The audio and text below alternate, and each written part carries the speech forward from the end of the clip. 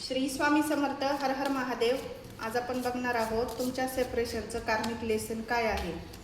आपण ओरॅकल डेकनी बघणार आहोत. ही जनरल कलेक्टिव्ह टाइमलेस रीडिंग आहे. तुम्हाला जेवढी रेझोनेट होईल तेवढीच घ्या, बाकीची सोडून द्या. ओम नमः शिवाय. हर हर महादेव. श्री स्वामी समर्थ. ओम नमः शिवाय. हर हर महादेव. श्री स्वामी समर्थ.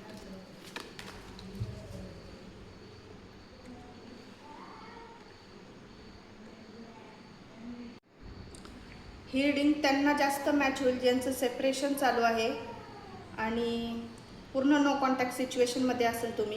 तुमचं रिलेशन पूर्ण एंडिंगवर आलं असेल किंवा झालंही असेल. ते तुम्ही पती पत्नी असेल किंवा तुमच्या पर्सनसाठी तुम्ही बघत असाल तरी ही रीडिंग तुमच्यासाठी आहे. नो कॉन्टॅक्टवाल्यांसाठी ही रीडिंग स्पेशल असणार आहे आज.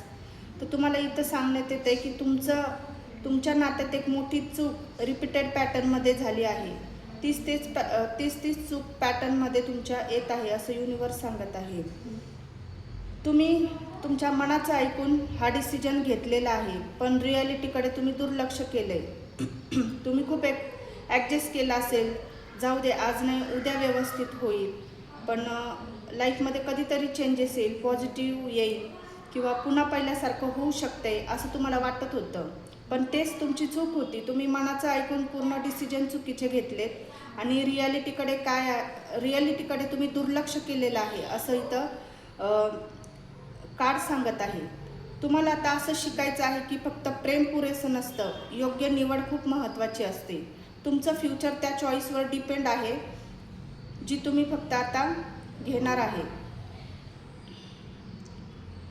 तुमच्या मनात अजून पण असं का झालं, तो किंवा तिने असं का केलं किंवा त्याने असं का केलं, सतत तुम्हाला असे प्रश्न पडतात. पण हे कार्मिक सत्य आहे, त्याचा तुम्ही स्वीकार करा. तुम्हाला क्लोजर दुसऱ्याकडून नाही तर स्वतःकडून मिळणार आहे असं तुम्हाला कार्ड सांगत आहे, युनिवर्स सांगत आहे. तुम्ही जितकं पास्ट बदलायचा प्रयत्न करता तितकं तुमचं हिलिंग डिले होतोय. त्याच्यामुळे जे काही आहे त्याचं एक्सेप्ट करा. सत्य हाच तुमचा लेसन आहे आणि सोडून द्या. जे काही झालंय पास्टमध्ये ते सोडा आणि पुढे चला.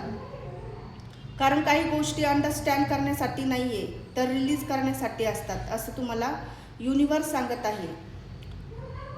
तुमच्यात आता अजूनही पेन, राग आणि दुखावल्याची भावना जमा झाली आहे आणि तुम्ही तेच क्षण परत परत आठवतात आणि दुःखी होतात.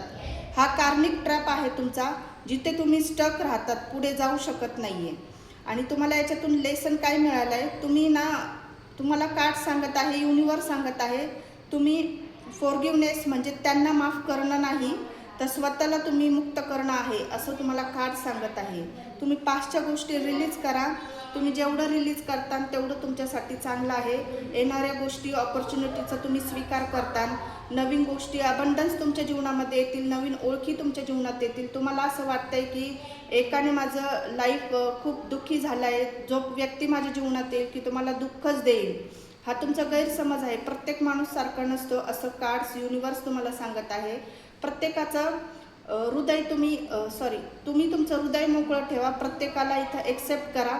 सगळे इथं अनुभव देणारेच असतात आणि ते आपल्याला घ्यायचं असतो असं तुम्हाला कार्ड्स युनिवर्स सांगत आहे. चांगलं एक्सेप्ट करा, निगेटिव्ह सोडून द्या आणि पास्ट रिलीज करा. थँक्यू.